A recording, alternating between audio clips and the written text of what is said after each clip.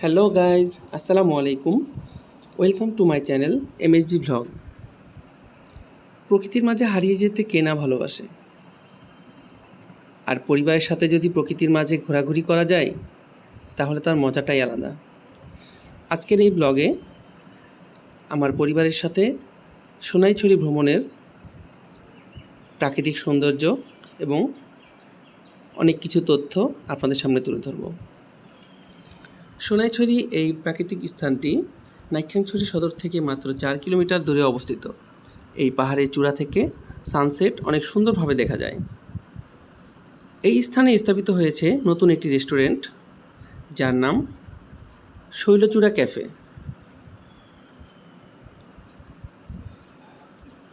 এই স্থানটি ভূপৃষ্ঠ থেকে প্রায় 1000 ফিট উপরে, তাই এখানে যেতে অনেক সমস্যার সম্মুখীন হতে হয়। সোনাইছড়ি যাবার রাস্তাটি অনেক উঁচু নিচু এবং পাহাড় কেটে রাস্তা তৈরি করা। দুই পাশে মাঝে মাঝে পাহাড়ের সারি এবং কিছু কিছু জায়গায় বিস্তীর্ণ এলাকা। পাহাড়ি রাস্তায় এই প্রাকৃতিক সৌন্দর্য যে কোনো মানুষের মন কাড়বে। চোখ জোড়ানোর মতো প্রাকৃতিক সৌন্দর্য।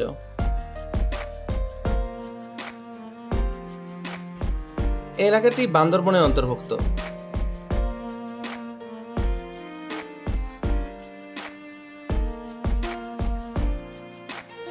প্রকৃতিপ্রেমীরা এই স্থানে ঘুরতে এসে রাস্তার বিভিন্ন পাশে ছবি তোলায় ব্যস্ত।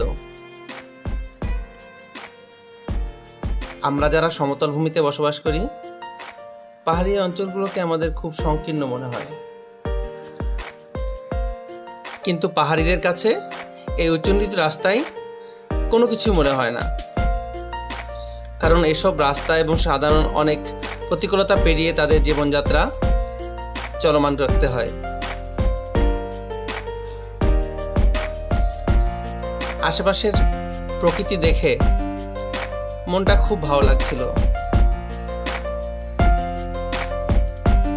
পাহাড়ি অঞ্চলে সামান্য একটু সমতল ভূমি পেলে পাহাড়িরা সেখানে জুম সহ অন্যান্য অনেক প্রকার শাকসবজি চাষ করে থাকে এবং এগুলোর দ্বারাই তারা জীবিকা নির্বাহ করে।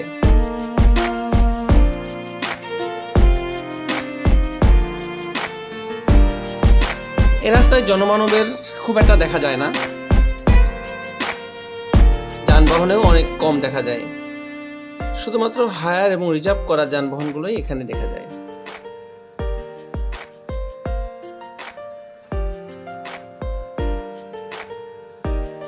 আমরা যখন রওনা দিয়েছিলাম সেটি মোটামুটি দুপুরবেলা হওয়ায় আরও বেশি জনমানব শূন্য ছিল।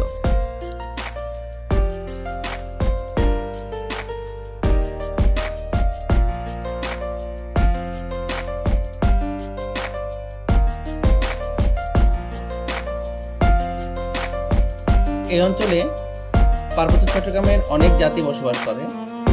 তাদের মধ্যে অন্যতম হলো মারমা, মুরং, চাকমা এবং আরো অন্যান্য অনেক প্রজাতি। তবে তাদের কথাবার্তা শুনে বোঝা যায় না যে তারা পাহাড়ি অঞ্চলে বসবাস করে। তাদের বাংলা খুব স্পষ্ট এবং আমাদের সাথে খুব ভালোভাবেই কথা বলতে পারছিল।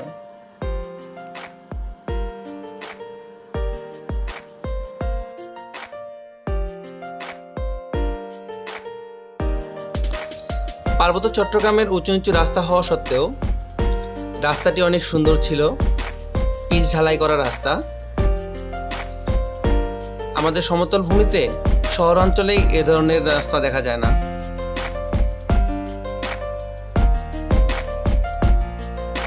বলতে হবে এখানকার জনপ্রশাসন এলাকার দিকে খুব ভালোই খেয়াল রেখেছে এবং পাহাড়ের এই উঁচু নিচু রাস্তা পিচ ঢালাই হওয়ার কারণে বিভিন্ন ধরনের যানবাহনের মাধ্যমে আমরা এই প্রাকৃতিক সুন্দর স্থানগুলোকে দর্শন করতে পারছি।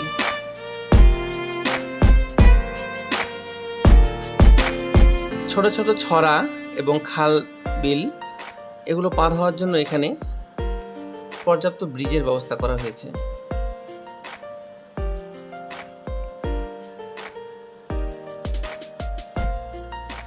ছোট ছোট কালভার্ট এবং এই ব্রিজগুলো জনপ্রশাসনের খেয়ালের একটি অন্যতম দিক।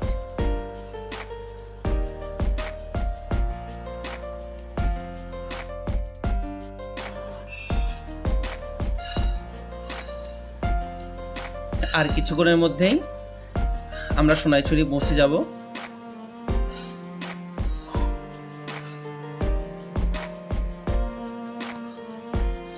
অবশেষে আমরা সোনাইছড়ি চলে আসলাম। দিশা এখানে এসে ছবি তুললো, আমি এখন সোনাইছড়ি। দিশা অনেক খুশি ছিল, অনেক ধরনের স্টাইল করে ছবি তুলছিল।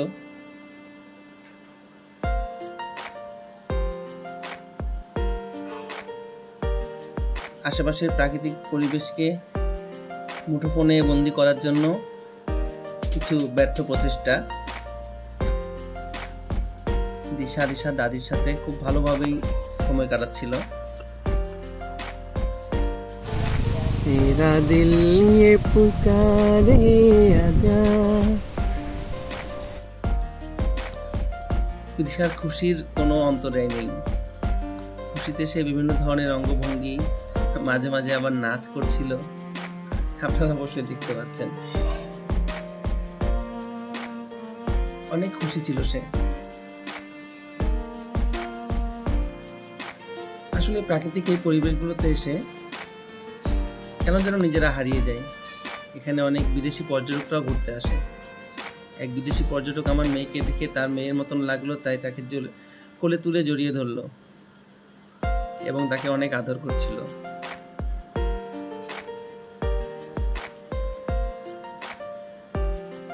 তাদের সাথে কিছু আন্তরিকতা এবং বাংলাদেশের কিছু সৌন্দর্যের কথা শেয়ার করলাম। অবশেষে একটু চা নাস্তা, পরন্ত বিকেলে সূর্য অস্ত যাওয়া দেখতে দেখতে কিছু চা খাওয়া।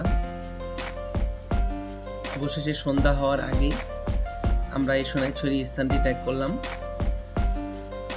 আপনাদের জন্য একটি গুরুত্বপূর্ণ তথ্য হিসেবে আমি বলবো, এই সোনাইছড়ি থেকে সন্ধ্যার কিছুটা আগেই আপনারা এই স্থানটি ত্যাগ করবেন, কারণ সন্ধ্যার পরে এই স্থানটি আসলে খুব একটা সঠিক না।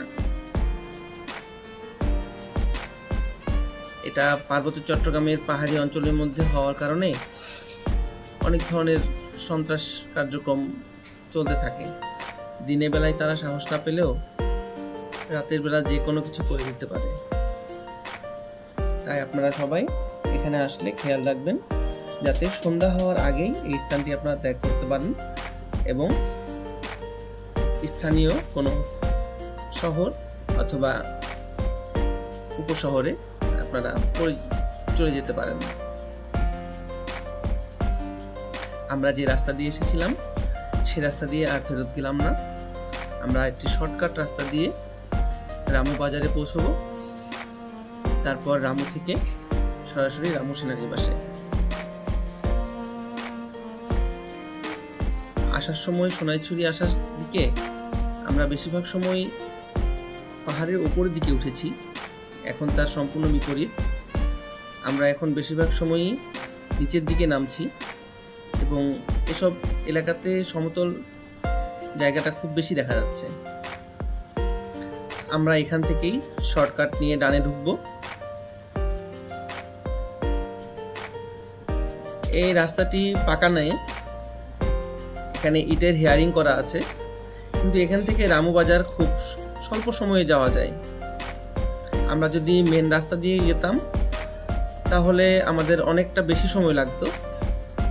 আমরা একটু শর্টকাট করার জন্য এবং সন্ধ্যা ঘনিয়ে আসছিল, তার জন্য আমরা এই রাস্তাটা অবলম্বন করলাম। রাস্তাটা ইটের হেয়ারিং হওয়া সত্ত্বেও খুব একটা খারাপ ছিল না। ধুলাবালি এবং মাটি বেশি ছিল।